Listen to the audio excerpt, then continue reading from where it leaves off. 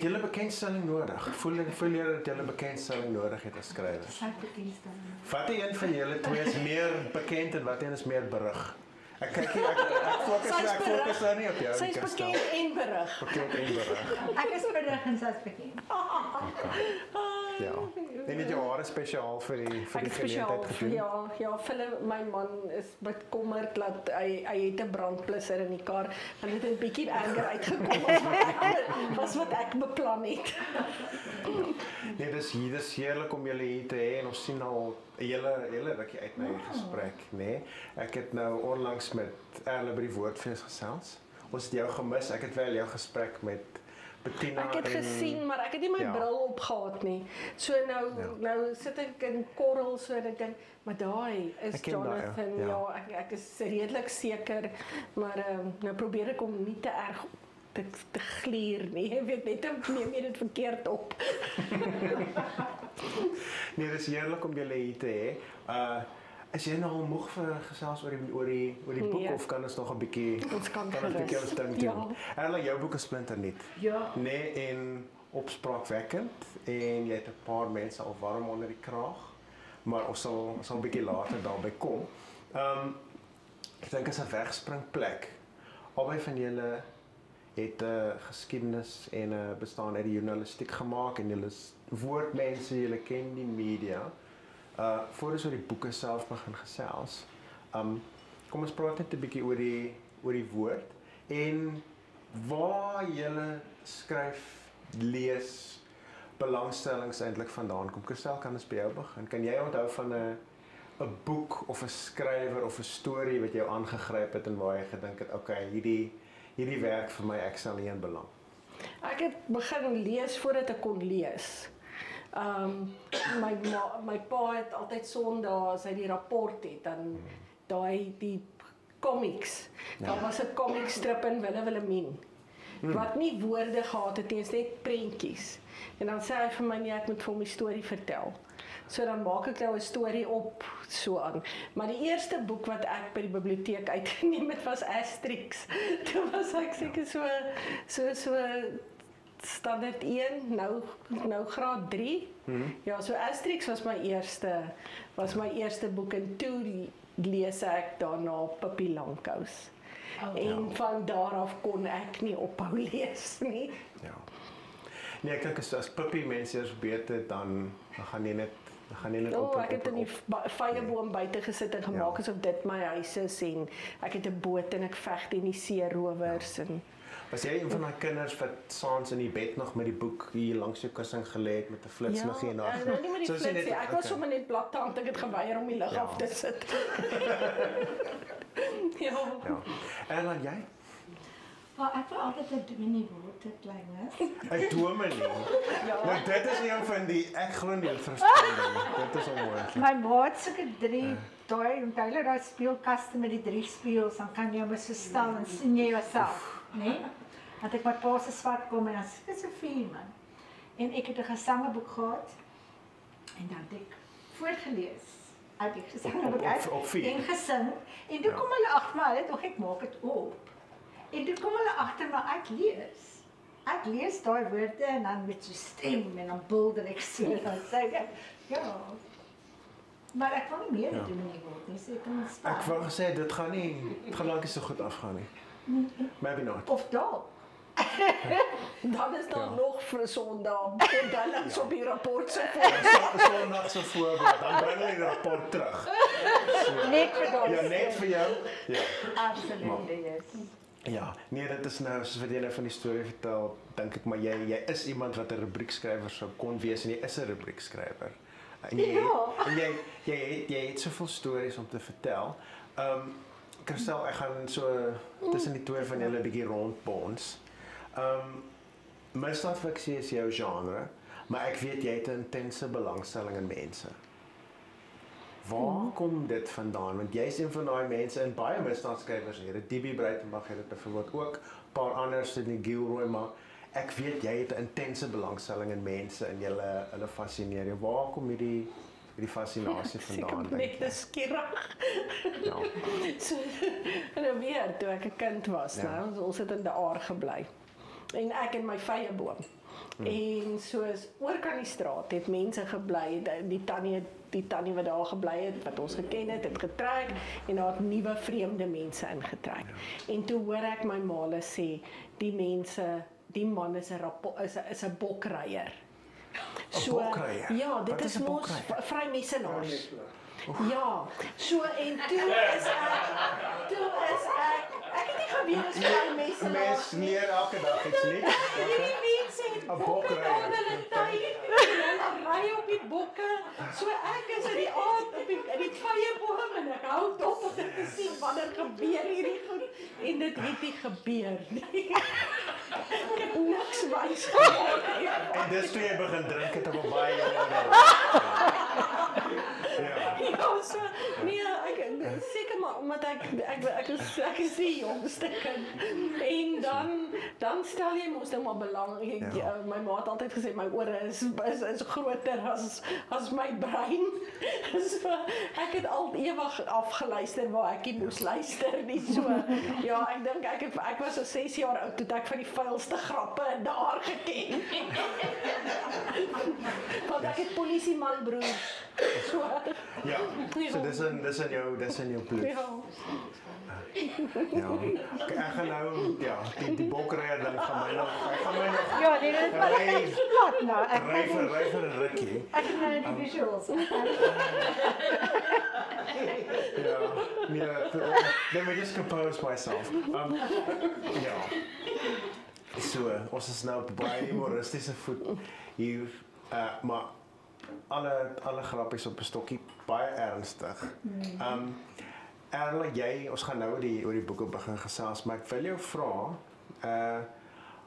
oor die verhouding tussen woorde en skryf en goed daar buite sit in 'n stem vind en vir 'n gehoor skryf. Jy weet natuurlik hoe rof dit kan gaan met kommentaar op sosiale media en dat jy die kommentaar moet modereer en sulke goed. Dink jy ons gee vir te veel mense te maklike platform om 'n opinie te lig of is daar te veel stemme en te min kundigheid daar buite? Ek sê altyd dat ek doen nie moderering in die aande, so ek is die persoon wat al die kommentare, enigste persoon in die aand, die hele netwerk vind as 'n moderator is. En doen jy dit met 'n bottel wyn? Soms. Ek wens ek kon, maar Holy water. Ek gaan sê wat ek nie moet sê nie. Ja, so ek sê altyd, ek beklei altyd met my baas dat ek hulle moet dit afstel. Want kyk, as News24 het hulle kommentare in stadium afgestel. Want ek sê dat Hitler, en dis iets wat min mense weet, waarom as baie mense bereik het, was dit is in die tyd dat die mikrofoon ontdek is. Die weet daai, altyd een met 'n groot kan praat, wat noem hulle dit, whatever, daai, met daar, ja. En hy was in die eerste leiers wat so baie mense op een sak kon bereik. Hy had 'n platform en hy had 'n very effective platform. En wat my baie pla is dat hierdie mense ons moenie eers vir hulle platform gee nie. Want die goed wat hulle sê is vitriol, dit is verskriklik sleg, verskriklik erg. En jy weet, en dan skryf ek ook nou nog goed wat die mans heeltemal onsinnig maak. Nie van hulle raak woedend vir my en dan word ek word genoem, ek is vet, ek is bitter, ek is alleen, ek is gewoonlik sulke goed. Is dit die beste goed? Dis die beste wat ek kan doen.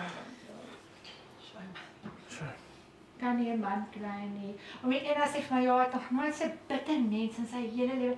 Dis sê ek van wat, sure, ek is bitter. Nou wat met my gebeur het, sal meeste mense bitter wees. It's bitter, so what we can do about it. It's bitter, so dis mos dan nie in die pointies. Ja, maar ek dink ek is bitter. Ek dink jy is bitter. Nee, glad nie. Die party rond. Soms. Is jy reg om oor die boeke te gesels? Ek kan sien jy's gefokus, jy's ernstig, jy's Lyk nogal cool. Dit tog ek dis die eerste keer wat ek selfs 'n game face sien en ek is baie beïndruk. Okay. Dis nou 4 boeke, né? Ja. Tel hulle nou reg. Voor ons by wegkruipe begin, ons het 'n interessante verhouding, ek en jy. En sommige van die gehoorlede sal daan weet, it's a rocky start, Ja. nee. En ek kan dit nou noem soos wat dit is. Ek het gevoel van die eerste manuskrip en die eerste stories kon nog sterker gewees het en toe het ek uitgewer gekontak en ons het gesels en toe het ek gedink, okay, ek wil betrokke wees by jou manuskripontwikkeling en voel jy het 'n ongelooflike talent en dit was nou van boek 3 af, nee. Ja. So voor ons by Wegkruipe begin, wil jy ons bietjie meer vertel oor die lesse wat jy in die eerste 2 boeke geleer het? Van iemand wat 'n koerantagtergrond en 'n journalistiek agtergrond het om 'n misdaadfiksie skrywer te word, want jy moet iewers met jou tande slyp, nee, jy is nie net 'n skrywer wat presies weet hoe om alles te doen nie, jy moet leer. En dan die skuif na daai 3de boek toe, want daar was vir my merkbare groei gewees. Kyk, soos Erla in Swyg 'n karakter het wat sê, en ek het dit raak gelees en dit het vir my gevoel asof dit uit my mond uitkom. Van met die eerste boek worry jy nie. Jy skryf net met vrye teels, want jy dink in elk geval niemand gaan dit lees nie.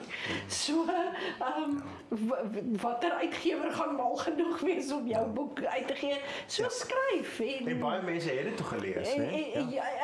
Ek kan nou nog nie glo dat ek 'n uitgewer gekry het vir ander nie. Daai boek van jou? 4de. En so ek het nie ge-worry nie. Ek is net glad nie bekommerd nie. Ek het van niks geweet nie. Ek het nie eens geweet dat daar so iets soos 'n Afrikaanse boekresensent is. Al waarvan ek geweet het is Joan Hambidge en vir haar was ek banger as die duiwel vir 'n slypsteen. En maar so met ander het ek bitter min lesse geleer.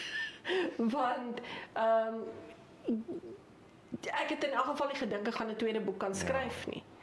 So ek het gedink hulle sê altyd almal het een boek in hulle. Ek het my een boek uit, ek is wonderlik, is klaar. As hierdie volgende een nie gebeur nie, is dit nou maar dit. En met Brandmerk het ek my lesse geleer. Ja. Want dis toe ek en jy se paadjie gekruis het. Ja. En die slegste ding van Brandmerk was, ek het eintlik eers 'n ander boek geskryf. Mense vra altyd hoekom het so lank gevat. Ja. Ek het 'n hele ander manuskrip geskryf tussen Adder en Brandmerk. En ek het net op die ou end nie gevoel hy's goed genoeg om in te gee nie. So toe begin ek met Brandmerk op die ingewing van die oomblik. Ja. En hy was gereed om uitgegee te word. Toe gebeur COVID. Toe word hy teruggehou vir daai hele jaar. So hy sou uitgekom het begin 2020, né? COVID het mos Desember 2019 begin. So 2020 was ons in lockdown en so aan. So hy sou Julie 2020 uitgekom het. En toe is hy soort van teruggehou en ek het al eintlik vergeet wat in Brandmerk aangaan teen die tyd wat hy uitkom. En ek weet nie, dit was 'n moeilike proses want soos Elsabeth kon nie eens die bladsyproewe gee vir iemand om te check nie. Hulle moes mekaar in 'n hospitaal se parkeerarea skelm ontmoet. En dan is dit so klandestiene operasie want mense mag nie by mekaar wees nie. So dit was baie baie moeilik en ek het ook gevoel daar's vreeslike leemtes en maar wat weet ek? Ek het nie gedink ek kan sê hoorie so ek is nog nie happy nie. So ek was net te bly dat hierdie boek uitkom. Maar toe hy nou daar is en ek kry en aanvanklik was ek vreeslik happy. Ek het tog gevra dat hulle vir jou 'n kopie moet stuur Het hy vir jou 'n slegte resensie gegee? Dit was nie sleg nie, dit was konstruktief. Ja, Wat het jy gesê? kan ek ek sê? Sê asseblief wat Kan ek ek sê. sê? Ek wil weet. Die opskrif, brandmerk, flouer as 'n koppie tee. Sure. En almal bel my daai Sondag en ek het dit nog eens gesien. Baie nie. opbouend, John. Het ek dit vir jou? Baie opbouend. Maar dit was goed. Dit was goed dat dit gebeur het. Want toe besef ek wat ek alles nie weet nie. En so ek wou vir 2 weke 'n hitman kry. Ja, net 2 weke. Ja, 2 weke. En die 3de week wou ek dit self kom doen. Maar en toe is dit daai aand wat jy vir my die boodskap stuur. Yes, ek onthou. En sê ja, hy het my ge-inbox op Facebook en gesê nee, hy wil net vir my sê hy dink ek het baie talent en dat die boek nie tot sy reg gekom het nie en dis wat hy bedoel het. Ja. En toe begin ons gesels. Ja. En dit was die beste freaking dag in my Dit lewe. was, ja, Dit dit was, was. nee, ja. En ek het baie goed, ek het in Elsabeth 'n vriendin gehad en my redakteur by Penguin. Ek het in haar iemand gehad wat my so opbou en altyd soos 'n regtig waar soos the wind beneath my wings is. Maar en sy het voorgestel, maar hoorie, so kom ons kry dan vir Jonathan om jou te help. En ons hoor en ons kyk wat ons kan doen met om beter te kan hoor. En dit was soos ja, Jonathan, jy is baie opbouend. So kyk, hoor van die lisensie, dan dink ek nee. En toe sê sy my jy het gebel. Dit dink maar dit maak sens en ek dink daai kop was dalk ek sensasioneel en 'n bietjie net daar gegooi. Dit was nog 'n rapport geweest. Ja, nee, ek onthou. Ja, en gelukkig ek weet mos daarom nou 3/4 van die tyd kies 'n joernalis nie sy eie kop nie. Nee, ek kies Nou, dit nooit. dat, Nee, dit sluit nooit. So, Maar ja, so en toe het ons saam begin werk en ek sê jou toe hy die eerste goed stuur van om beter te kan hoor, nê. En is soos in daai eerste 3 paragrawe van die terugvoer en ek is soos, kan dit met my storie gebeur? Het hy gewerk om beter te kan hoor? Ja. Maar dis die een wat ek so mal oor was. ja. Dis Ja, die ek een was wat ek ewe so mal oor daaroor. Ja. En dit was net soos ek tog nie daai eureka oomblik. Ek het hom Ja, ek dink om beter te kan om wegkruip en Ek was mal oor was ek dalk die spookskrywer. I went along for the ride. Nee, daarom nie. Nee, ons het baie nou saamgewerk en hard gewerk. En Jonathan het nie eens vakansie gevat verlede Desember nie. Ons het deur Desember het ons aan Wegkruiper gewerk. Nee, daai 3de boek was vir my net op alle vlakke wat jy net skuif gemaak het boontoe. Ja, maar dit was 'n lekker storie. Dit was 'n lekker storie. Geloofwaardige storie. Dit was 'n geloofwaardige storie. Ella, ons gaan nou nie jou toe terugkom. Ek wil net spesifiek vra want die boek se titel was om beter te kan hoor. Wat was die oorspronklike titel geweest? Kan jy onthou? Was dit iets met 'n sprokie of 'n die Rooikappie moorde. Dit was die Rooikappie moorde. Yes. Ja. Ek was regtig gesê om beter te kan hoor dat my dink om jou beter te kan hoor, maar Yes. Ja. Ek het ook geresenseer.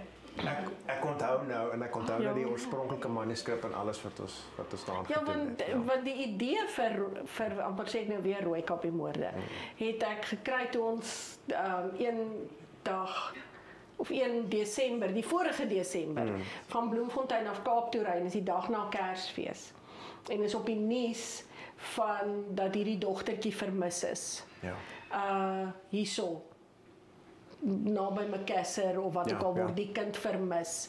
En die laaste wat hulle haar gesien het is die middag die is Kersmiddag wat sy met kos na haar ouma toe is. En toe het sy weggeraak. En ek dink so 'n week later het haar lykie gekry. En dis waar ek en toe ons ry, ek sê vir hom, dit klink soos Rooikappie. En onmiddellik op my foon toe maak ek 'n aantekening oor die Rooikappie moorde. En ek wou eintlik nog 'n bietjie meer daarmee gedoen het, maar dit sou geforseerd gewees het om nog sulke tipe so storielyn in te kry. So die res van die kinders is meer toevallige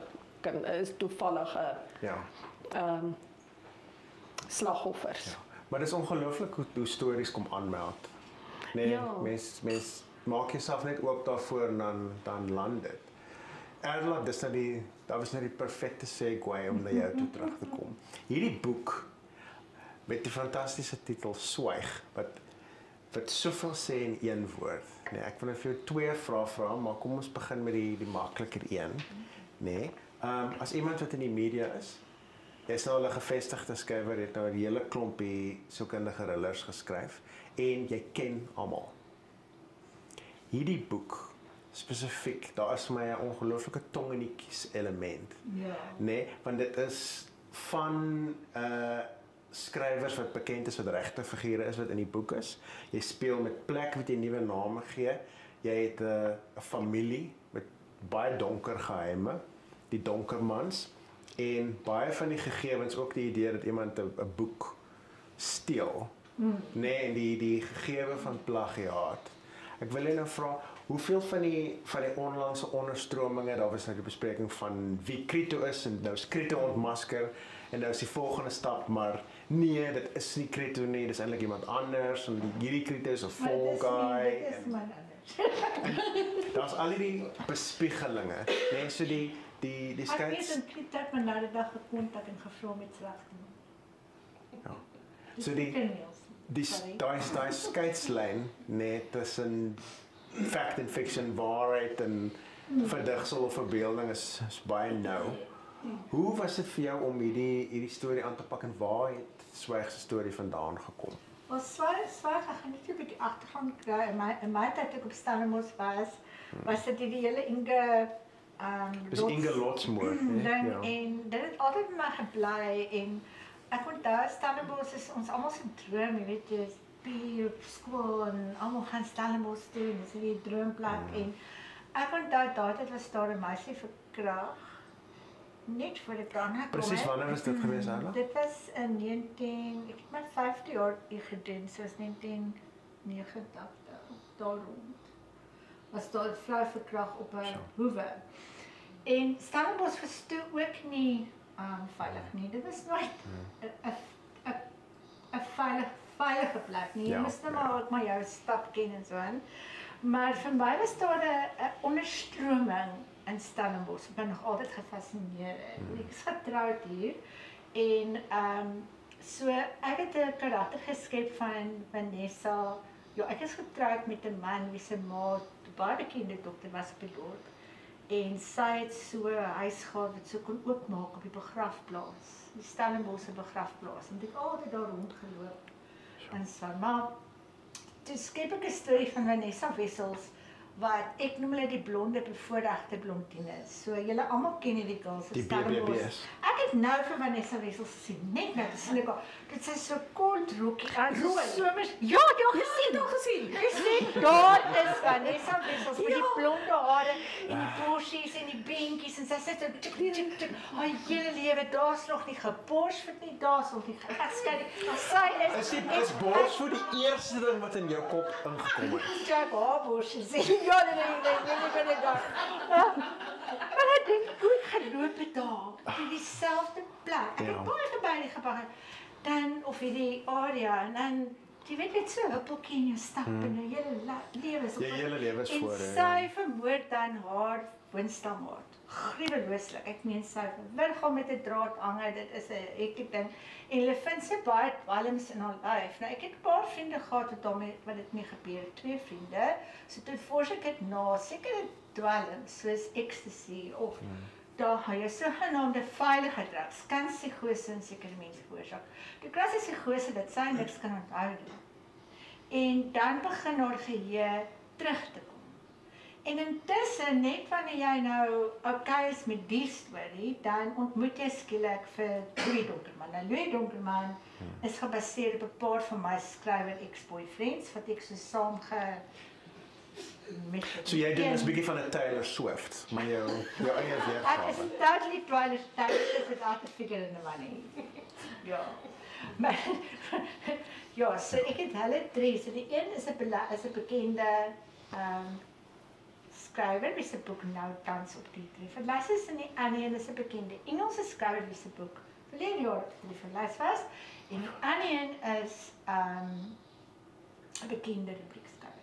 So ek het hulle 3 net so gemesh en toe die karakter geskep van hierdie verskriklike vrouehatende, horny, egoïstiese man. Jy weet ons almal het al een van hulle teëgekom in ons lewens en hy is net terrible. But you also like him en dan het hy een goeie boek uitgebring en nooit eintlik weer daarna so goed nie, maar hy's dan klaar Louis Donkerman, everybody loves him.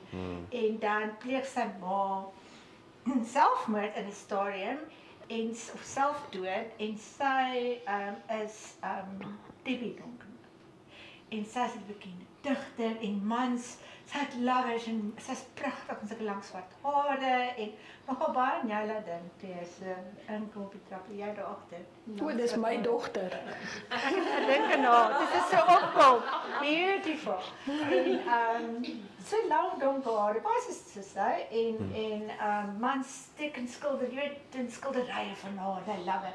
En dan is dit die jong skrywertjie wat skielik op die sien kom, hy's TikTok en dit en dat, en die ouer skrywer is baie betraag, en dan sit jy nou, soos jy seker nou sit en dink, hoe die hel pas al die goed by mekaar in, wat ek doen. En hierdie jong skrywer het 'n baie interessante naam. Ja, Brandewyn. Sy naam, sy handle op TikTok of Twitter is Brandewyn. So ek dink dit is baie funny. En die snaakse van alles is, dit is gegrond op waarheid. Ek het 'n man ontmoet op Tinder. En hy sê vir my, hy is hierdie verskriklike bekende figuur, nê? Met die verskillende baie Twitter-volgelinge en raai wat was sy naam julle? Sy naam was, hy is 'n dokter, maar hy het 'n doktorsgraad. En sy naam was Dr. Payne, wat al klaar weer was. En dan is sy naam Dr. Champagne. Champagne. I cannot not use this. This is too good. Wat is die Afrikaans? Brandewyn. Ek het ook klip wat uitgebars van lag toe ek het raak gelees het. Dit was vir my verskriklik snaaks. Maar Twitter Champagne, hy's regtig op Twitter. Ja, nee, maar hy's 'n regte mens. Hy's 'n regte Hy is 'n regte mens. Hy's baie mooi, ja. Waar is my foon? Waar is jou? Hierdie een, ek het ook vir 'n mooi man, 'n mooi man nog eens, sorry. Ja. Nee, julle Nee, sy het dit afgespreek. Sy het gesê sy gaan my weer voor die kar gooi.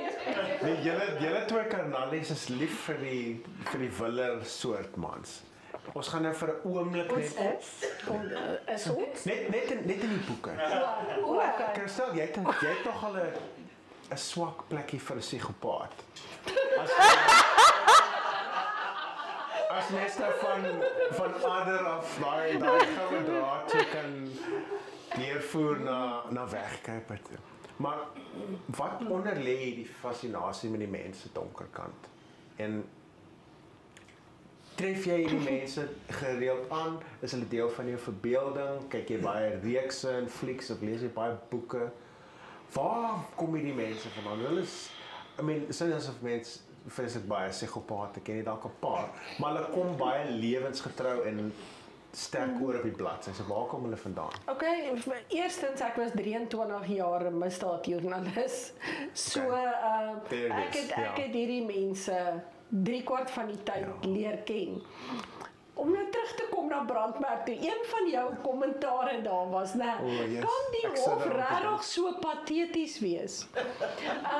Want daar so ontsnap hierdie ou deur die wagte oorval in die hospitaal. Ek het nou nog moeite gedoen om hom daarom iets te laat doen. In Vryburg het die ou eenvoudig gesê hy gaan toilet toe en hy het deur die venster geklim en ontsnap.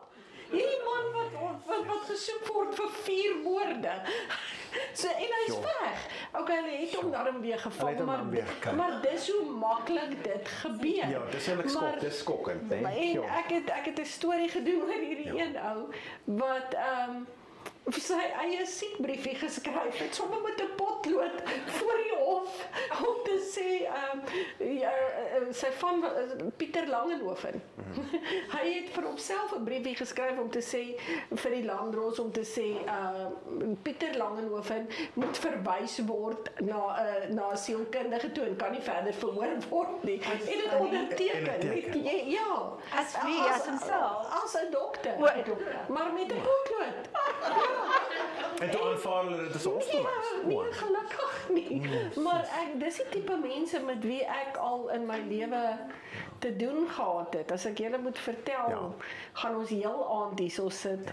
En dan natuurlik ook, ek vertel dit altyd van, ek het 2 broers gehad wat aanvanklik was 3 van my broers in die polisie. 3 van my 4 broers. Maar 2 het aangegaan. Een het uitgegaan en by die myne gaan werk as 'n human resource manager. Dis die een wat ryk is en by wie ons almal na die tyd geld geleen het. Maar 2 van my broers was in die polisie en my suster was getroud of is tot haar dood toe, was sy getroud met 'n moord en roof speurder. So en Adrian was by Brixton moord en roof. Okay. So daai tipe stories is waarmee ons in die aand op die kombuistafel gesit het, jy weet. En jy het nie gedink om hierdie mense te betrek by die eerste 2 boeke nie. Adrian was my raadgewer. En baie van die goed het ek vir hom gesê, hoor hierso, wat dink jy? En dan sal hy sê, nee, sis, hierdie kan jy so bietjie opblaas of nee, hierdie gaan mense nie glo nie, tone it down. En uit vir 'n ruk was hy en Piet Beileveld het hulle saam gewerk. Maar so jy sê nou, daar's nie agter elke bos 'n psigopaat nie. Jy gaan baie sleg slaap in die aand as jy weet hoe volop hulle is, want hulle lyk so normaal, né? Ja, want hulle dra mos nou die etiket van narcis. Dis mos nou daai woord. Elke tweede persoon is mos 'n narcis. As hulle nie met jou saamstem nie, dan is hulle nou 'n narcis en hulle is. Ja, dit maak die gevaar eintlik so bietjie goedkoop. Want 'n psigopaat is gevaarlik. Maak nie saak hoeveel keer jy dink dis net die buurman nie. Daai man of daai mens is gevaarlik. En hoe goed hulle kan gedra of hoe goed hulle kan aanpas in 'n samelewing, sis jou tot gerusheid. Maar hulle bly gevaarlik. Simbele dier. Ja, daai gegewe is een wat jy baie lekker ondersoek in hierdie boek en ook om beter te kan moer. Om neer te terug te kom, ons praat nou van mense met ernstige afwykings. Dink jy alle skrywers het ernstige afwykings of steek hulle dit net goed weg? En jy kan sê nee, jy kan sê nee as jy wil. Maar ek het 'n groep skrywers. Want ek weet van hierdie berigte WhatsApp groepies. WhatsApp groep, ja. Partykeer. En jy's ook op die WhatsApp groep. Nee, ek is nie daar nie. Dis super. Ja. En Celine is 'n paar van ons is en wat ek wel optel van ons almal is nie dat ons ek dink ons kyk anders na die wêreld. Presies. Dit het ek nou agtergekom. Ek dink ons is baie sensitiewe mense, ons kyk baie dieper na die wêreld as ander mense. En ek kan altyd sien ons is maar alleen kinders partykeer, of kinders baie vroeg gelees het of geskryf het en dan is jy nie heeltemal in the popular girl crowd nie, maar tussen hulle en hierdie groep vind ek regtig 'n ongelooflike band vir die eerste keer in my lewe met mense wat sê. En dit is maklik te create that image out there van wild en unhinged en dronk of jy drink baie of jy dit, ek weet nie wat skrywers, of actually Engelse skrywers hou meer van haar image van baie. Hulle is meer gekultiveerd. Ja, maar die einde van die dag dink ek is ons baie sensitiewe woordmense wat wonderlik goed, wat in die aande kan vernagte wakker lê oor waarom mense goed doen en waarom hulle goed sê en hoekom het hy sy hand so gedra nie so nie, hoekom het hy die mes dis so klein goedjies waarna ek sal kyk en dit indring in karakters en dit is baie belangrik. Ja. Hoe jy ook om jy sekere goed doen, waarom jy sekere goed doen. Ons is van nature meer agterdogtig dink ek. Ook om motiewe te ontleed. Ja. En ek hoor wat Erla sê van jy hou hierdie beeld voor van of jy's 'n wille mens of 'n party animal. Maar dis iets wat ek by my een boetie afgekyk het. Hy was baie diep en maar hy het altyd grappies vertel. Hy was altyd iemand wat die clown was. Ja. As hy by 'n vertrekking kom, is almal soos, burger is hier, dis die entertainment is hier. Maar binne-in was hy een van die mees sensitiewe siele wat jy kan kry. Maar hy het een keer vir my gesê, solank jy mense laat lag, kyk hulle nie verder as jou smile nie. Sjoe. Want dit is 'n moeilike wêreld. Ek sit en dink aan, weet soos ons almal, ons sit vir letterlik vir dae en dae wat ons nie mense sien nie. Ek weet van hulle nie, maar ek nie mense sien nie. Ja. Ek is 'n totaal klas en ek sit en ek skryf, dan skielik word jy gegooi hier, nee? Ja. Dis mense en jy moet letterlik 'n twee persoonlike wees. So jy moet daai stil mense wees wat kan dink en wat kan vir ure alleen wees met jouself. En dan moet jy hier kan en jy moet kan praat en jy moet kan sociable wees. So dit vat 'n sekere tipe, dink ek, Moet 'n bietjie van 'n verkeermannetjie wees dan. Ja. En ek meen jy word ook van jou karakters, partykeer word jy soos hulle of jy maak ietsie van jouself in so daar is 'n verkeermannetjie. Okay. Ek gaan nou aanhou met hierdie verkeermannetjie draad. Twee karakters. Dominique, eerste een, en dan Anne Marie. Waar kom daai twee baie interessante, ek sou sê hulle is uiteenlopend, maar hulle tog, want hulle is sterk vroue wat, ja, hulle het baie lyf as karakters. Waar kom hulle vandaan? Dominique was my eerste Afrikaanse boek, wat nie 'n memoir was nie. So Dominique is baie soos ek. So ek het baie van haar goed gevat en haar net meer glamorous en meer unstable gemaak. Wil jy 'n bietjie vir die gehoor vertel van haar? Ja, Dominique is was my eerste boek. So sy is 'n high class girl wat ook 'n kunstenaar is. Ja. Net soos ek. Ja. En Maar daai twee kante is baie interessant toe jy ja, dit uitbeeld so in die sy, boek. ja, ek wou iemand skep, ek wou sekswerkers skep wat ons het ons eie idees van sekswerkers. En ek het baie met hulle navorsing gedoen en hulle is ja, is gewone vrou, mooi, wat is mooi, baie mooi vrouens. Die lewe het net vir hulle 'n bietjie meer moeiliker kaarte gedeel. So ek wil iemand skep wat besluit om dit te doen op haar eie terms.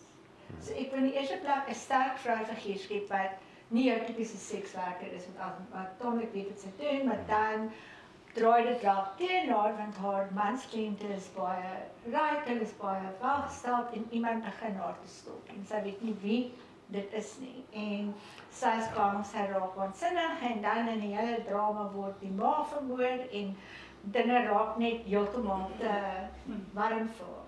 So ek dink wat my eerste boek was en ek sê gewoon dit was 'n memoirs. Het ek maar weer 'n bietjie gaan steel by my. En 'n geheim. So my man was baie gewelddadig. So ek geniet dit om hom te vermoor in al my boeke. En so in elke boek staat vir 'n afgryslike dood. Maar dan nie meer nie, maar weet. En ek besluit om maar in die boek Dominique gaan sy hom doodmaak. Sy gaan hom, maar jy weet nie wat sy of sy doen of nie, maar ek besluit sy moet hom doodmaak op die berg. Nou my ex-man was daar rotsklimmers wat so klim sonder die toue en die goed met net die pakkie chalk en dan klim. Dis ook 'n soort waansin daai, né? Ja, maar kyk, hy is ook waansin. Ja. So en toe klim hy nou bel ek hom, daai storie met ons nog gepraat. Ek sê vir hom, luister, as ek jou nou wil doodmaak nie op die berg, hoe sal ek dit doen? Maar hy weet daar is nie 'n manier hoe ek kan klim nie. Ek lê aan verskriklike hoogtes. Hy vertel vir my nie daai. sê doen dit, doen dit, doen dit, doen dit. En toe check ek dit met 'n ander bergklimmer, maar ek wou hê hy moes my vertel. Want ek wou hê hy moes sy eie dood aan my skets. En ek het verskriklik baie plesier. That escalated. Ja, ek is baie kreatief as ek kom by die mens. En ek sit dit daar en laat hy vir self vir my verduidelik, julle my boyfriend daar agter raak net baie bekommerd. Hy gaan net verdwyn. Ja, nee, maar dit was wel lekker dat hy sy eie moordtoneel vir my beskryf. En dit het laat check die professionele mense, hulle sê wat hy vir jou gesê het is doodbal en dit en dit. Dood. Maar so sy was baie en dan ek is gebaseer op so 'n vreemde vrou wat ek in Facebook gesien het en sy het sulke blonde hare wat so wild staan en dan kan sy verskriklik mooi lyk en dan ander kere she's unhinged. Jy weet dan loop sy so rond. Sy bly daar, sy het gebly in Alberton op 'n klein hoewe, nê? En dan as sy werk vir kyk net, jy weet sy die ander sy van haar dan loop sy rond by die Japon in Pick n Pay. Hulle loop altyd rond in 'n Japon. In Alberton. In Alberton. Is dit 'n ding? Hierdie Japon ding is 'n Ek tog sy dit net. Nee. Maar in elk geval, maar sy het dit jiu-jitsu en sy begin hierdie goed te sê wat my net so fascinate en toe dink ek maar hierdie girl het baie wysheid in haar, maar sy's heeltemal anders en ek was nou al by baie kinders in my lewe, maar ek wil iemand skep wat 'n bietjie anders is en 'n bietjie jy weet en die vraagval kan ek gebruik as 'n karakter. Dis sê sy absolutely en hier word sy toe hierdie mense begin vat en sê, ja, ons wil haar as sulke. Ons dink sy is amazing, nee? En die storie met sy nogal gespeel met die idee, dis ek van nee, wat sy so diep in die nie daar, wat sy gaan sê ek van nee, en toe sien ek nou is sy 'n spreker, want sy het my heeltemal vervoering geraak met hierdie karakter wat sy is. So nou is sy 'n spreker, en kyk sy's 'n wat is daai mense wat so slim is? Mensa. Dat ek voor hom ek nie dit is. Die naam onthou nie. Maar hulle nooi my toe uit. En toe is sy 'n gasspreker. En toe doen sy nou deesdae talks van, sy noem dit daar demotivational talks. En sy is 'n mens nou presies wie dit is. Ja, Ek weet wie dit is, ja. En sy is ongelooflik. Maar sy is heeltemal stapelgek. Sy stapelgek, maar weet jy wat, nee? You won't find a nicer bloody person. Sy is net nice en genuine en dit, en ek is bly sy is my own. Want ek meen, jy weet, nou in die nuwe boek, en daar's altyd mense wat goed mee gebeur, en dan moet nou hulle help, en die saak oplos, want dit is 'n forensiese sielkundige. Maar in die boek gebeur die misdaad met So, dit is 'n totale en 'n afwyking, so, ja. En ek dreig die hele tyd vir my uitgewer, ek gaan nou druk maak. Maar jy gaan nie. Maar ek gaan dit. Nee. Los net die perd.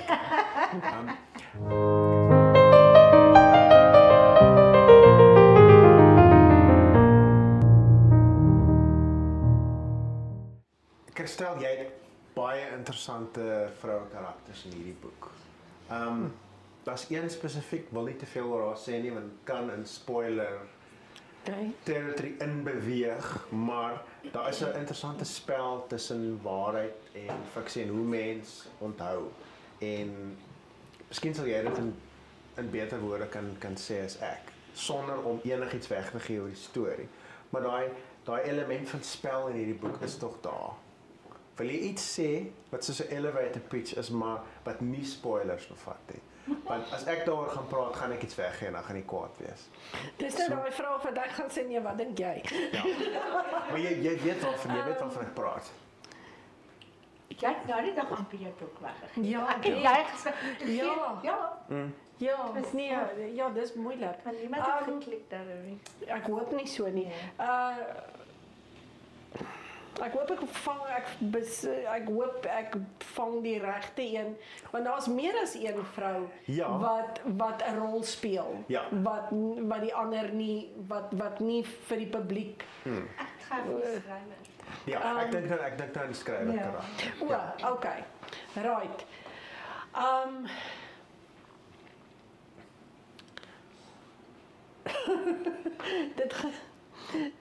Baie van waardeur die skrywer gaan is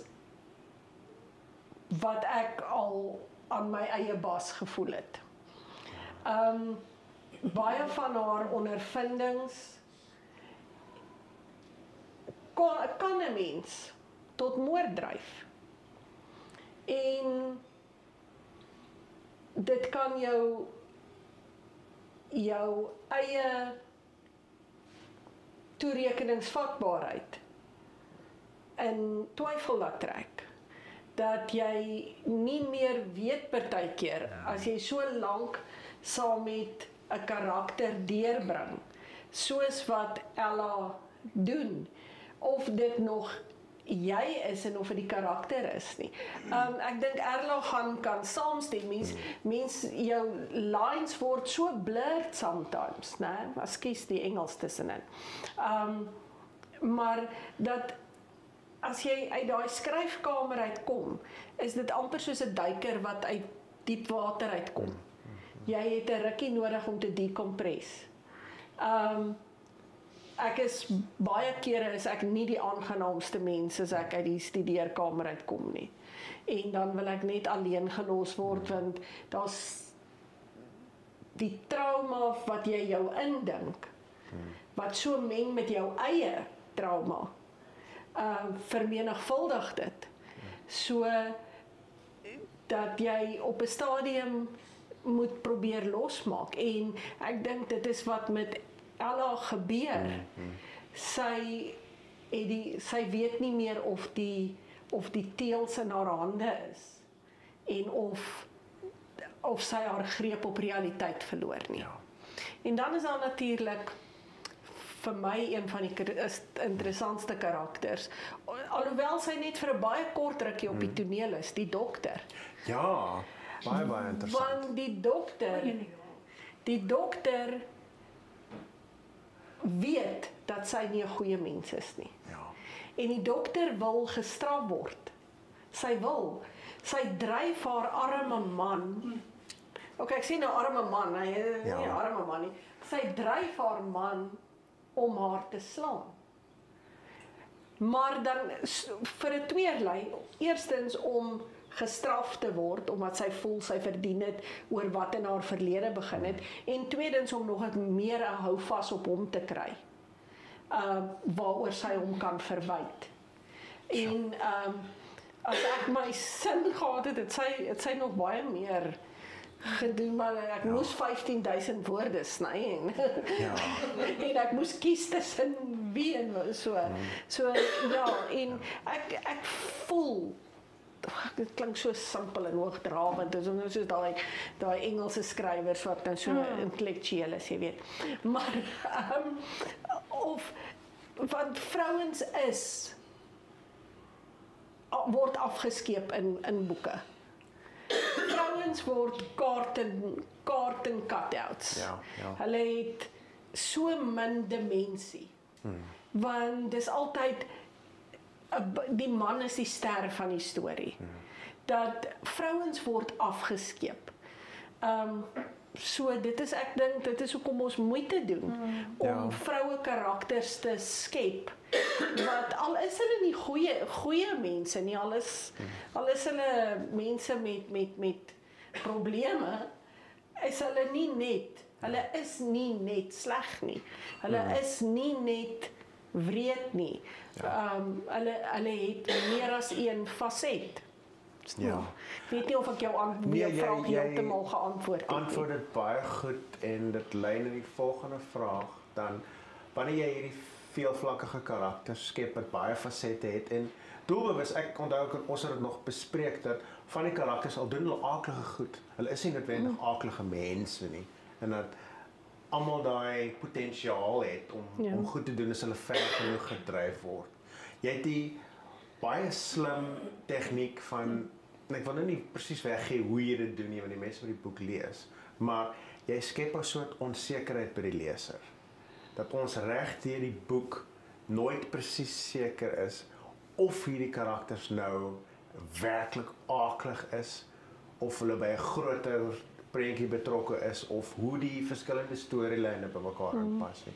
So die vraag van daai balanseer toertjie, nee, want daar's 'n klomp woorde wat gebeur in die boek, en mense is nooit heeltemal seker vir baie groot deel van die boek wie betrokke is of wie moontlik betrokke kan wees nie. Daar's 'n klomp verdagtes. So daai vraag van dit in die leser se hande sit, wat die leser dan moet spekuleer. Who's more likely to be the guilty one? Wie volgens die leidrade wat jy gee, sal die waarskynlike skuldige wees, en ons mis dit was verkeerd ook. Nee, so ek wil jou vra oor daai kompleksiteit wat jy skep. Nee, want ons baie storielyne en hulle werk almal, en elkeen het sy plek, en jy ontknoop alles baie netjies. So ek wil jou vra eintlik hoe mense dit doen. Jy kry vir Jonathan om met om jou te help. Maar dis 'n moeilike ding, nee, want dis 'n lang digte boek, en dan die skep van spanning, want jy kan ook nie te veel drade vir die leser gee waar hulle die hele tyd moet werk en dan raak hulle gefrustreerd, want hulle moet kan volg. So hoe moeilike vraag dalk, maar daai en dis juist dit, ontrafeling, hoe benader 'n mens dit? Jy wil nie hê die leser moet vroeg uitvind nie, maar ook jy wil nie hê hulle moet aan die einde voel, ek is heeltemal geblindsided nie. Jy wil hê hulle moet ook daai gevoel hê van sukses. Van ek het nou hierdie laaste 4 blaaie of die laaste 10 blaaie het ek die regte kat aan die ster. Ek het nie die verkeerde kat gehad nie. Dis die regte, want mense ek dink veral krimielesers hulle lees krimies omdat dit mense hoop gee. Ja. Dink ek, want jy dra by tot 'n misdaad, al is dit 'n fiktiewe misdaad wat opgelos word. Ja. En ons voel so baie in die regte lewe sonder beheer. Ja. Die lewe gebeur met ons. Ons kry nie uitsluitsel nie, jy leef in onsekerheid. Maar in 'n krimie kan jy bydra om iemand aan die pen te laat ry. So jy wil genoeg twyfel saai, en jy het dit nou perfek gesê, dat mense wonder wie is die mees waarskynlikste. Nie wie is die skuldige nie, want partykeer toe ek met die edit besig was, het ek self gewonder, is dit nou nog die moordenaar, of het hier intussen iets gebeur waarvan ek nou nie weet nie. Maar so, en om dan nou deeglik te beplan, om mooi boek te hou van wie gaan waar, wat gebeur. En ek het jou al vertel van my whiteboard met die Venn-diagram, sodat mens kan sien. Daar's net een mens in daai boek wat heeltemal evil is van begin tot einde. Daar's geen saak van om te sien. Maar dis net een. Daar's net een. Die ander het almal redeeming kwaliteite, en soos ek het gevoel as jy kan rasionaliseer hoekom jy 'n moord wil pleeg, dan is dit vir jou geloofwaardig. My realiteit is, ek gaan nie iemand doodmaak nie, want ek hou nie van tronkkos nie, want as joernalis moes ek al stories in die tronk gaan doen het, en dis aaklige kos wat hulle kry. So ek hou nie van opgekookte vark met heelbone nie. So dit sit my bietjie af. Maar ek wil hulle kry 'n katkop om te eet. Brood met curry, nee, rooi grond, rooi grondgevangenis, né? Was dit sulke staaldromme en dan al die afsnysels van varkvleis wat daarin gegooi is met dis aaklag, jy ruik dit vir 'n myl buite. So jy moet die misdaad pleeg, maar jy moet net seker maak dat jy nie gevang word. Jy moet nie gevang word nie. Ja. Ek was al in Portsmouth vir 'n storie en jy weet as jy 'n pan as jy die pan gebraai het en jy gooi water oor om te sout, daai leek. Dis wat kos ruik. Dit en dit is sulke waterige. Dit is nee, dis nie lekker om in die tronk te wees nie. Maar dan vir jou maak die gevangenes het vir ons kos gemaak. Hulle het vir ons broodjies en goedjies. Ek het geweier om te eet. Geweier. En ek wat het daai ander gedoen? Almal kan nou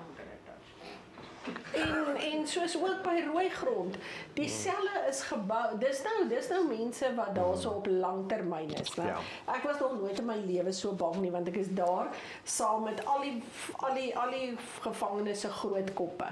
Jy mag nie 'n vuurwapen by jou hê nie. Nie eers die bewaarder mag 'n vuurwapen hê nie, want net word dit afgeneem en dan kan hulle jou aanhou. Maar nou dink ek, nou loop ons daardeur en ek dink net die hele tyd as hulle nou gijslaers wil vat, is dit nou perfek. Hierso is almal van die korrektiewe dienste se groot koppe. Maar die selle is gebou vir 17 mense. Om 17 mense te hou. Daar's 44 in 'n sel. Hulle maak skofte om te slaap. Ja. so nie toilets in die middel. Ja, dis nie lekker nie. Mense wat dink is lekker en dis vir vakansie op die staatskoste nee. Kom kyk. Jy moet desperaat wees. En die vroue gaan genoeg dryfkrag hê. Want hulle hou met se kinders bly by die vrouens vir die eerste 3 maande of so iets. Ek weet dit nou verander dit nie. So hulle het 'n nursery in die tronk. Nou daar's nie vensters nie. Daar's niks vensters in daai tronk nie. Maar daai kindertjies word daar groot in die donker. En daai jy gaan daarin en jy kom uit die neus vir daar depressie en voel jy sal nooit 'n kraan doen, nooit. So. Maar tog is daar genoeg mense wat daar was en uitkom en weer misdaad pleeg. Ja. Die ander kant van die munt is natuurlik die speurders en die ondersoekers en die mense, die karakters waarmee ons as lesers identifiseer of wil identifiseer. En hulle is dikwels in die misdaadfiksie is hulle humoristies en hulle kooksla, maar hulle is mense. Dis die mense met wie die leser moet identifiseer en is al vir die menslike kern. Kristal, wil jy vir ons fikkie van jou 3, as ek hulle so kan noem, jou 3 manskap. Jou 3 manskap met Lisemoni en die ander 2, want hulle balanseer mekaar baie lekker uit. En mense raak vinnig afgeheg aan hulle, al is hulle nie soveel in die boek nie. Maar mense hou van hulle en hulle is half die amper soos 'n korrektief vir al die malles en die kranksinniges aan die een kant. Ja, hulle is geleiers. Vir die leser se aspirasie eintlik. Werner de Wege, die ou hand, hy is nou al so 'n bietjie gedisillusioned met alles en al wat hy voorwag is dat sy vrou hom kans gee om te kan aftree. En dan nou Lisamore wat hy is 'n gevestigde speurder, maar hy die pad bietjie byster geraak. Nie op 'n slegte manier nie. Maar hy's getroud en terwille van sy vrou het hy Pretoria toe getrek en daar het hy glad nie kans gekry om 'n speurder te wees nie. So nou moet hy weer sy voete vind as 'n ondersoekbeampte. En hy kry nou nie vreeslik baie ondersteuning van sy verskriklike bevelvoerder nie. En dan is daar Johnny wat die grapkas is. Hy's die grapmaker, maar hy is nie oppervlakkig nie. Johnny het partykeer insaag wat my laat regop sit. Hy's eintlik baie diep. Hy's 'n diep ouetjie en hy het sy eie dialoog geskryf. Johnny het sy ding gedoen. Ek het maar net getik. Hy het gepraat. So, en Annika, daarso my dogter, is die skepper van die meeste van Johnny se pappiegrappies. Ja. As haar verloofde sy sin kry, dan skop hy haar uit die huis uit. Hy het al gesê, ek moet haar kom terugvat van die haar grappies kan hy nie meer nie. So Annika is die pappie grappie Ja, maar daar's 'n goeie tyd en 'n plek vir 'n dad joke. Ja, en ek dink en Johnny is die beste. Ek het 'n hele file op my rekenaar vir as Johnny ooit weer moet wees, daar's klaar al vir hom sy pappie grappies. Nou dat jy praat van pappie grappies, dit klink vir my soos iets wat goed sal verkoop. Jy weet jy gooi met Kristal se beste 100 pappie grappies. Dis Annika, ek en jy. Reg vir Kersfees. Ja. Erland Volgende Kersfees. Met al die ontsettende intensiteit in hierdie boek. Daar is 'n speelse en 'n energieke en 'n selfs 'n humoristiese deel daaraan. Hoe voel jy kry jy die balans reg tussen baie intense, traumatiese, ekstreme goed wat gebeur, want daar's baie.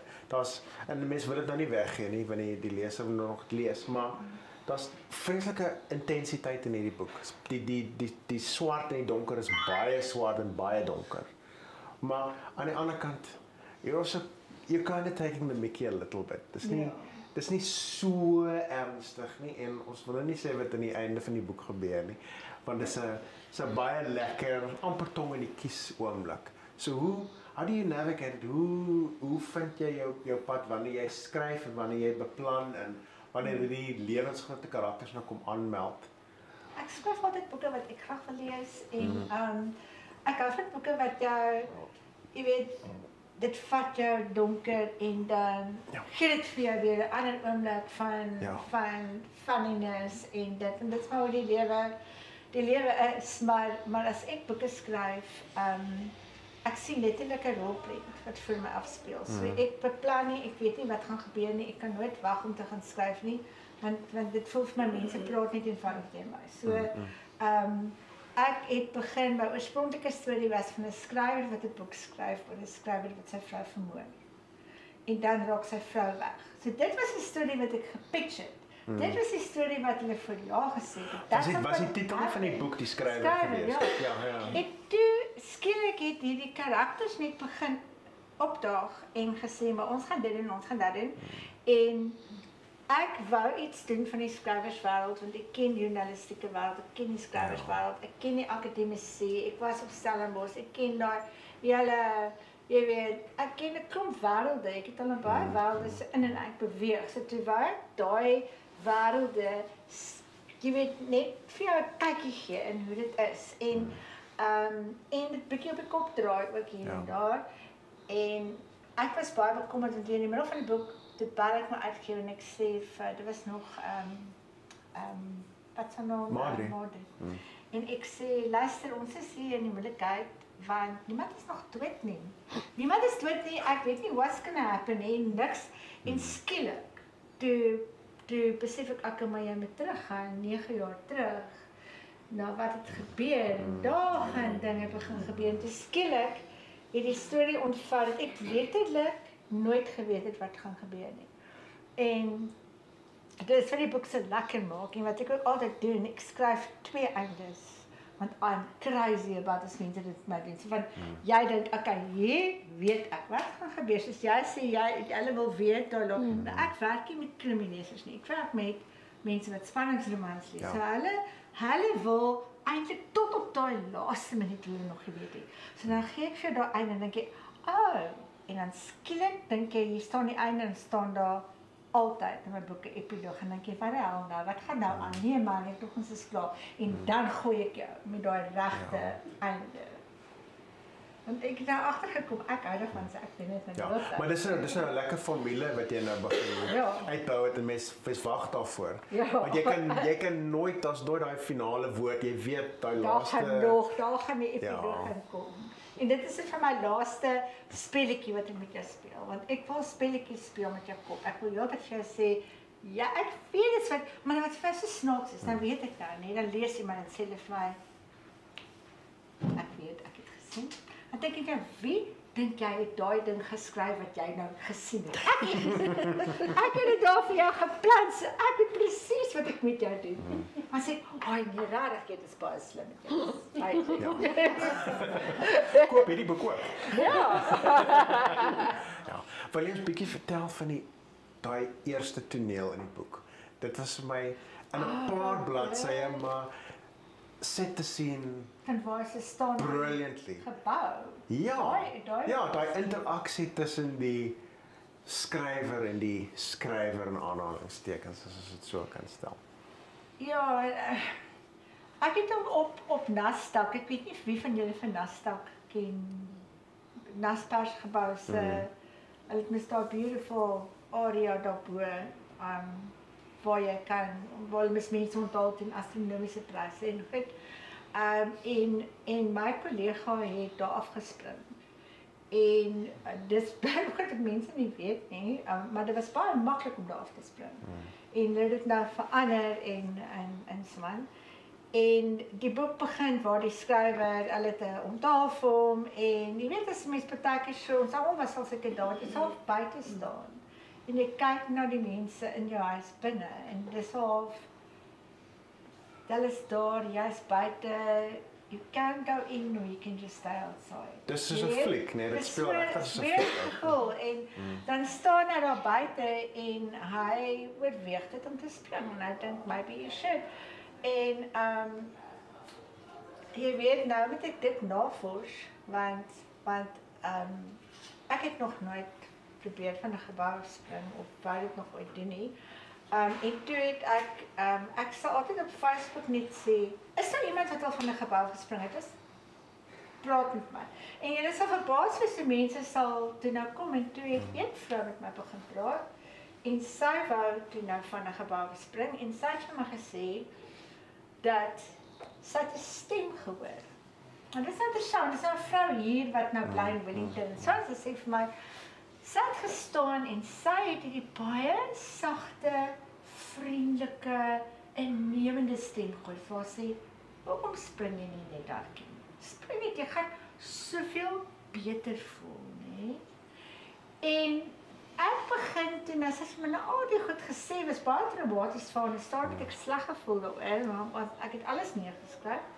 En ek besef toe, maar ek kan nou nie, ek moet haar nou los, nee, want sy, dis erg vir my oor te praat. Ek begin toe navors en ek kom toe af op 'n tesis wat hulle geskryf het oor, julle het gepraat, dit is 'n brug in Chicago, of dink Chicago, of skielik baie mense afspring, want dit is baie maklik.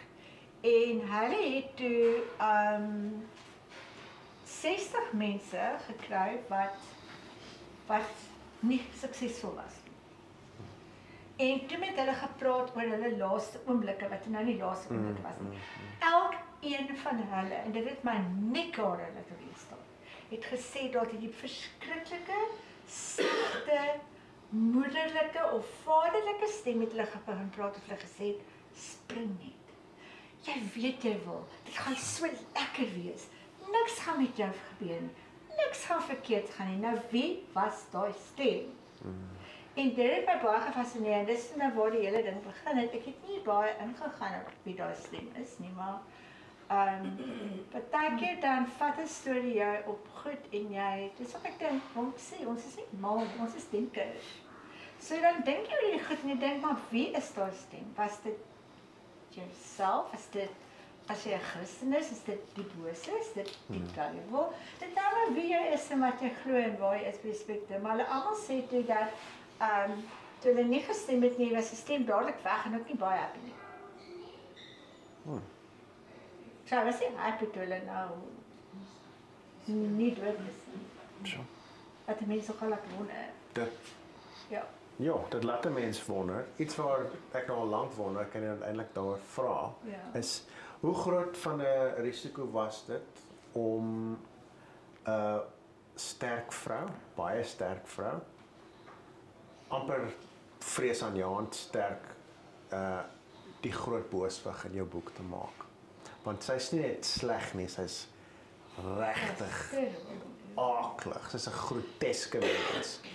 En sy herinner mens aan iemand anders wat ons nou nie gaan noem nie. Ons gaan nou nie 'n naam noem nie. Ons gaan nie die persoon se naam noem nie.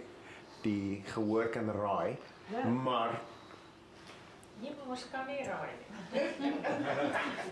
dis nogal raaisel om uit te figure, maar hoeveel het jy daai persoon in gedagte gehad en hoe moeilik of maklik was dit? Nee, jy weet, van die jong een of die ou een? Nee, die ouer een. O, nee, ek het al nee. Ja. Sy begin met Ingrid Jonker. Ek was nog altyd gefascineerd. So, ek wou jy weet, skrywerskep het wanneer jy nou lees, gaan jy herken. Jy gaan so van dink jy weet wie's die en wie's daai en wie's dit. En toe het ek eers gedink Ingrid Jonker, jy weet, en ek dink ek het daardag ook vir jou gesê, ek het Ingrid Jonker se dogter geken. En sy het altyd vir my die lang e-mails gestuur en daardie het ek 'n boek uitgebring met baie seks in, 'n memoir, en sy het vir my gesê, sy was baie opset daaroor. En sy het altyd vir my gesê, jy weet, jy sê soos my ma was ook so obsessief met seks en almal daar en kyk, jy moet net wegbeweeg van die seks af. En dit het my baie laat dink, en dis net nie wat sy gesê het in public nie, en dit is nie, maar daardie was daar baie probleme, dit was voor sy getrouwd en sy nie dokter. En toe het ek altyd gedink, ek dink daar's 'n kant van Ingrid wat ons dalk nie altyd geken het nie, en 'n kant wat miskien nie altyd so goed was nie, 'n kant wat haar dogter verwaardes het, en bijvoorbeeld in Sneeuw sit sy en drink met al die man, sy die kind. En ek judge dit nie, maar dit my net laat dink van, wat van as daar 'n vrou is, wat almal dink sy is die amazing digter, en sy is die amazing persoon, en mense verafgod haar, maar sy het die verskriklike donker kant, en niemand praat daaroor nie. En sy misbruik mense, en sy seksueel misbruik hulle, en niemand praat daaroor nie, want jy weet, aan die een kant is jy te bly as die bekende die donker man in jou belangstel. Sy het baie mag op die universiteit, en jy weet, I'm not gonna go there, maar toe ek nou wel praat oor dissente en seksuele misbruik op kampus, skielik baie mense vir my gesê, maar jy weet van daai ou nee, jy weet van daai dissente, jy weet van daai, en ja, ek het nie besef dis 'n baie nie. Maar ek wou daai deel, en ek het gehou van die idee van, ek is 'n groot women's lover, ek sal baie beskuldig van dat ek dink alle mans is sleg, maar baie van my karakters in my boeke is vroue wat evil is, en wat regtig bad is. Ek dink nie net mans is sleg nie, ek dink daar's 'n slegte kant, slegte mense. En dis nie noodwendig mans of vroue nie, dis misdadigers, en psigopate soos sy sê, en dit is nie net 'n man nie, dit is anybody. Ja, nou, mens kan nie wegkom van die hele nature-nurture debat. En jy spreek dit in al jou boeke aan, al 4 boeke gaan oor daai vraagstuk van mense se DNA, hulle brandmerk, hulle bloed teenoor hulle omgewing. Ek wil jou spesifiek vra oor plek, Christel, want in hierdie boek veral, die sin vir plek en ruimte is baie sterk ontgin, en is baie goed gedoen. Hoe kry mense dit reg, en dis my vraag vir jou ook, Erla, jy kan so lank 'n bietjie dink, wanneer jy oor 'n bekende plek skryf wat mense reeds ken, hoe kry jy dit reg om dit geloofwaardig uit te beeld, maar ook interessant te hou, dat mense voel, okay, ek word nou ingetrek in hierdie wêreld, en hulle kan dit op 'n nuwe manier sien, wat hulle nie noodwendig van tevore half beskou het nie. Is dit 'n ding wat mense doelbewus doen, of is jou ruimte maar net funksioneel vir die karakters? Nee, ek dink jy wil, jy maak van ruimte nog 'n karakter, wat 'n rol speel in die ontwikkeling van die storie, maar soos jy nou sê, mense sê, okay goed, ek ken hierdie plek, maar dis die mense wat daar bly wat dit ken, maar die plekke sal herken en so aan. Vir iemand wat nog nooit op onrus was nie, moet jy dit toeganklik maak. Jy moet vir hulle die prentjie skep van hoe lyk onrus, laat hulle voel hulle is daar, en hierdie skoonheid van die natuur, wat as in juxtaposisie is met die onheil. Ek weet nie hoe om dit beter te sê nie, maar dat jy dit so gebruik as 'n teenstelling, die hele tyd van alles is mooi en lieflik, en soos vakansieatmosfeer amper, maar hier is hierdie broeiendheid aan die onderkant wat dreig om dit omver te werp. Ja, dis daai mooi, daai keersy van die mooi poskaartjie, Ja. nê, met die see en die plantgroei en alles en aan die ander kant baie donker. Ja. En dat mense nie weet waar die bedreiging vandaan kan kom nie, want dit kan selfs in die vrou of die man se huis wees of die intieme ruimtes, nê? Erla, hoe was dit vir jou om Stellenbosch weer te herbesoek? Want soos wat mense 'n plek onthou, net die afgelope 5 jaar, Stellenbosch is nie meer wat hy was nie. Hy bars uit sy nate uit en plekke verander en die gevoel verander ook. So hoe doen 'n mens dit?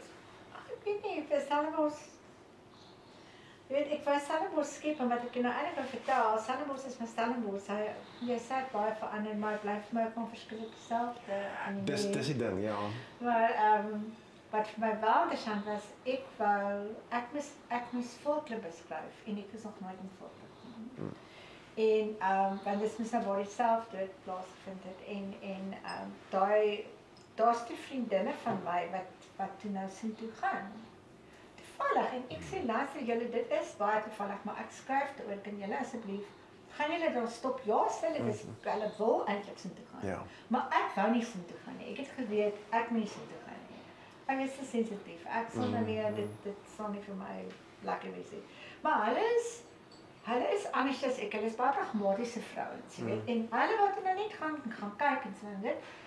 En ek sê toe vir hulle, vat vir my baie foto's, maar nou sit ek dan op begin die foto's te kom van die grafte, ek weet daar in so 'n kruis daar, en sy het vir my foto's geneem van voetspore en van blommetjies en klomp goed. En nadat sê sy vir my, Anna, ek moet gaan, hierdie plek, dis is net wat, dis vir my almal is, hulle kan nie daar bly nie, daar's 'n verskriklike atmosfeer daar, hulle kan dit aanvoel, en hulle is die tipe mense wat dit aanvoel. En toe het hulle nie baie lank gebly nie, dis my vinnig foto's geneem, sê hulle moet die weg, dis nie 'n lekker plek nie, dis 'n baie donker plek. Maar dit is vir my genoeg gestuur, so ek gebruik baie keer foto's van die plek. En met Stellenbosch het ek toe ek begin skryf, was dit die woordfees. So ek was vir 2 dae hier en ek het weer gegaan na die grafte toe, na alle plekke en ek het selfs 'n foto waar ek op 'n graf lê. Was vir dit vol. Sure. Want sy lê op 'n graf, die boeks, die sien. Ja. Toe gaan lê ek op een van die grafte, maar nou nie op die graf self nie, op daai tombe sit met sulke gewels. Ja. So langs die kant. En sy lê op die gewels. Wil ek nou sê, is it possible? Kan jy daar lê op die gewels? Ja, jy kan. Ja. En ja, so. Okay. Sure. Nou respect vir die. Soveel vrae, maar ek gaan hulle nie vra nie want dan gaan ons die pret vir die lesers bederf. Ons het baie goed gedoen om niks plot spoilers en sulke goed weg te gee nie. Laaste vraag vir julle, dit is nou 'n lang gesprek oor die titels. Hoe besluit julle op 'n titel? En Christel, ek wil hê jy moet spesifiek oor die verskillende wegkruipers in die boek gesels, want dit is vir my 'n regtig 'n fantastiese titel wat so natuurlik voel. Dit is 'n speelse titel ook, nê, want dit is mens speel wegkruipertjie in. Jy speel daai spel met die leser baie behendig en dan Erla vir jou daai krag in die woord swyg. Want dit is 'n kragtige woord, nê, en dit is ook jy swyg, maar jy skryf tog. So daar's 'n spanning daar, so bietjie meer oor daai, maar eers oor wegkruiper. Die boek se naam was oorspronklik Wella Capella. Ja, ek het veel gesê daai en dat ons wat kan vlieg. Ja, nee, dit was te spelerig na om beter te kan hoor. En toe het ons, ek en Jonathan en Marida van Penguin het toe saam besluit dat Wegkruiper die beter titel, die Loshande die beter titel is. En om te sê daar's 1 of 2 of 3 wegkruipers. Daar's 'n hele paar in die boek. Almal het geheime en almal het 'n geheim. En almal het iets wat hulle wegsteek vir iemand anderste. Of dit nou 'n hartseer is en of dit ontrouheid is of moord wat gebeur het. Maar dit is mos maar hoe ons almal is. Ja. Ons het mos nou maar soos Erla net nou gesê het, ons is maar almal op 'n manier wegkruipers. Wat nie altyd alles ons wys niemand van ons wys Ja, alles. jy kan nooit alles wys nie. Nee, jy moet sosiaal aanvaarbaar wees. Soms. Maar dit is 'n ongelooflike lekker boek. Ek nou weer daar gaan en jy het die resensie ook geskryf, Ellie, jy weet. Dit Goeie resensie geskryf. Baie goeie resensie geskryf. Reg van die begin af hou mens so nuuskierig en jy blaai en jy blaai en jy blaai. Soveel raaisels en dan kom dit by die baie bevredigende plek uit. So ek dink jy het uitstekend gedoen. Dit is vir my, soos wat Stefan Coetzee ook gesê het, dis een van die beste krimies van die jaar. Ja. En ek dink dit is regtig. Dis 'n baie goeie. Dis 'n mylpaal vir jou. Baie dankie. Jy het regtig baie goed gedoen. Ja nee, ek moet ook sê ek blaai deur om en dan dink ek, dit is so goed geskryf hierdie, is dit ek? Ja, wel, miskien ken sy 'n brandewyn nie of iemand. En jou titel Erla? Wel, die titel, ek is al berig daarvoor by die uitgewers dat I don't lie down easily as it kom. En wat julle dalk nie weet nie, is ons het nie altyd insaag in ons titels en ons voorblaai nie. Maar ek steur my nie daar nie. So ek het altyd iets sê en ek wil dit so hê of ek wil dit so hê en ek en Marida wat hulle van praat kom nou al 'n lang pad en sy het my eerste boek uitgebring, Seksleens in die internet. En ek het gehuil toe ek 'n voorblad gesien het en ek het ook niks van die titel gehou nie. Is dit met die piesang? Daar was 'n swart piesang op die voorblad. En dan hoekom is daar 'n swart piesang? I don't get it. Ek sê vir haar, maar sy is so jong, sy is baie jonger as ek. Nou sit sy met die groot tafel en ek is baie, ek sê vir haar, kan nie van hierdie voorblad nie. Ek verstaan nie 'n champagneglas en ek verstaan nie 'n swart piesang. Sy sê vir my, hallo?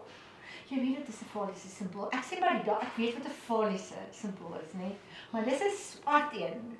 En my lesers, nee, daar kan hulle like dis en ek verstaan nie waar kom dit vandaan nie. So toe maar met die ander nou die woord getravel dat ek is moeilik met voorblaaie. En jy het 'n ding oor 'n faliese simbool. Ek wil dit hê. En sy sê dit ek die een voorblad van die bewonderaar self gekies.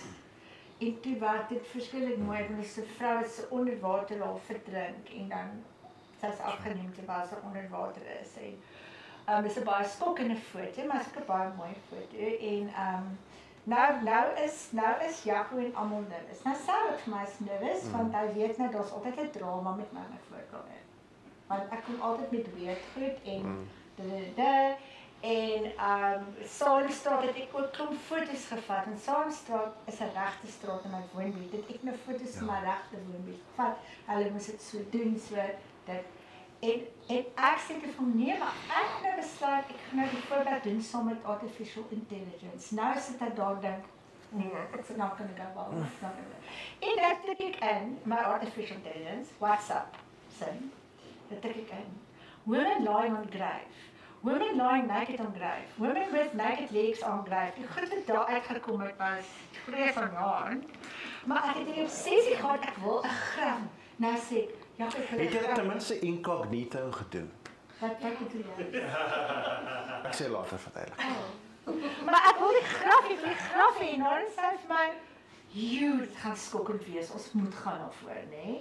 En op die oude kry ek die perfekte foto, dit ons die perfekte foto, en toe stuur ek het vir die bladopmaker. Maar toe kom die ding van die titel, maar ek wil toe stil swaai, en nou sê Marida, nee, maar dit klink verhaalletterkundig. Nou ek verskillende sarkastiese opmerkings. Maar wat fout met letterkundig? Ek het gedink stil swaai, maar dit was die oorspronklike boek se titel, wat nou gesteel is.